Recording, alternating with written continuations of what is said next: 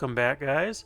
Today we are at Forest Lawn Cemetery in the Hollywood Hills, and we're going to stop and pay our respects to numerous stars. Come join me on another adventure.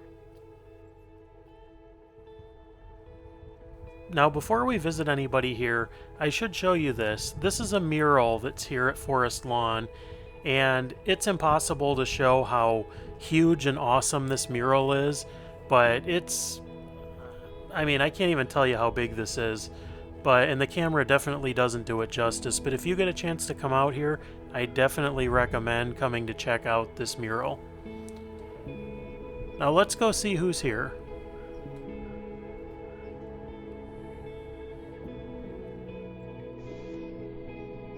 This is the final resting place of Paul Walker. He was an actor best known for Fast and the Furious. In November of 2013, Paul Walker left an event for his charity and hopped into the Porsche Carrera GT of his friend. Just a couple minutes later, they crashed into a cement lamppost. Both Paul and his friend were killed on the scene. Paul was just 40 years old.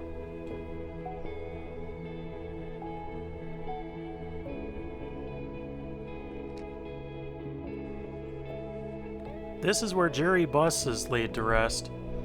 Jerry Buss owned the LA Lakers, the LA Kings, and the LA Forum. He won 10 NBA championships under his ownership of the Lakers and was inducted into the Basketball Hall of Fame. He passed away on February 18th of 2013 of kidney failure. Now let's just take a quick pause and appreciate all the hard work that the grounds crew does here. Right up here is Bette Davis. She was known for her intense style and gained a reputation of being not only a perfectionist, but a difficult person to work with. She won Oscars for Best Actress for Dangerous and Jezebel. She was the first person to earn 5 consecutive Oscar nominations for acting from 1938 to 1942. She's often referenced as one of the all-time greatest actresses. She passed away in France at the age of 81. Now just into the courtyard on the right is Liberace. He was a singer and entertainer known as Mr. Showmanship. His career spanned 4 decades and he was the highest paid entertainer in the world from the 1950s to the 70s. He has 2 stars on the Hollywood Walk of Fame and 6 gold albums. He passed away in 1987 at the age of 67. Just to the right is the grave of Ronnie James Dio. He was a rock singer and frontman of Dio, Rainbow, and at one time Black Sabbath. He was known for the classic rock horns that you frequently see at concerts.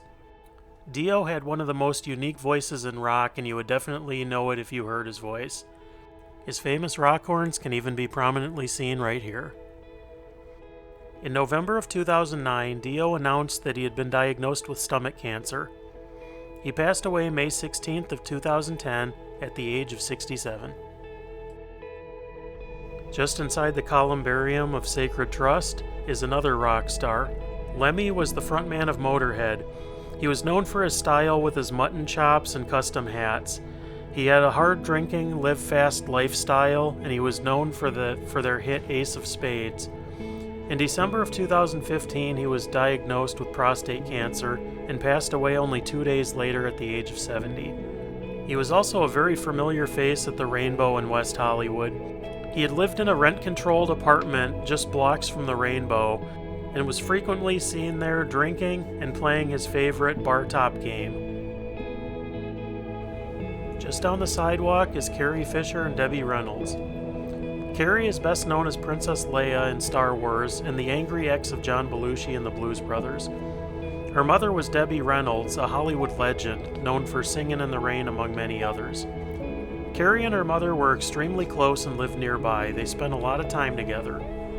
On December 23, 2016, Carrie was on a flight from London to Los Angeles when she suffered a medical emergency about 15 minutes prior to landing. A passenger near her performed CPR until medics were able to reach her. She was taken to UCLA Medical Center, and after being in intensive care for 4 days, she passed away on December 27th. The following day, Debbie suffered a stroke when planning Carrie's arrangements. She was taken to Cedar-Sinai and passed away the same day.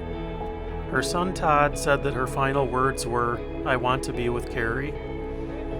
On January 5, 2017, a joint funeral was held. Debbie was entombed and Carrie was cremated.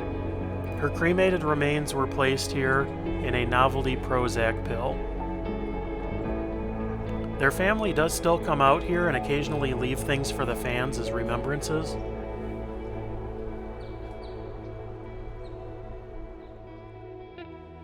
Over here we have Garry Marshall. He started his career as a writer for I Love Lucy and The Dick Van Dyke Show. He created Happy Days, Laverne and Shirley, and Mork and Mindy. He passed away in 2016 at the age of 81 in Burbank, California.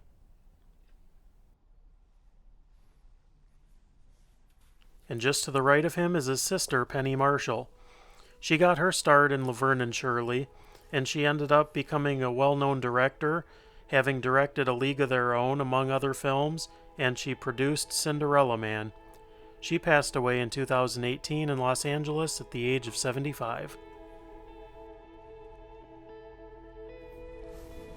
And here we have actor and comedian Dick Van Patten, who was known from Eight Is Enough and was also seen in Robin Hood Men in Tights and Spaceballs, among many others. He passed away June 23rd of 2015 at the age of 86.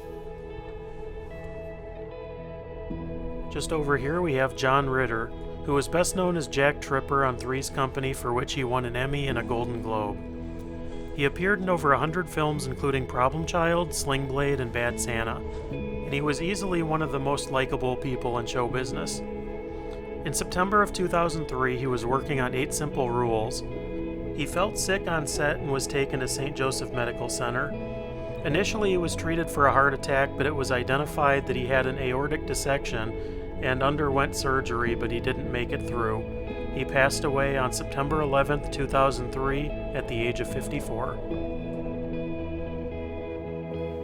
This is the final resting place of Stan Laurel, part of Laurel and Hardy. He was considered to be a comedy genius and a pioneer within the industry. Everybody knows who Laurel and Hardy was, and he was one of the greatest of his time. He passed away in February of 1965 at the age of 74. That's all we have for today, but tune in next time for plenty more tours and adventures. Thanks for watching, and have a great day.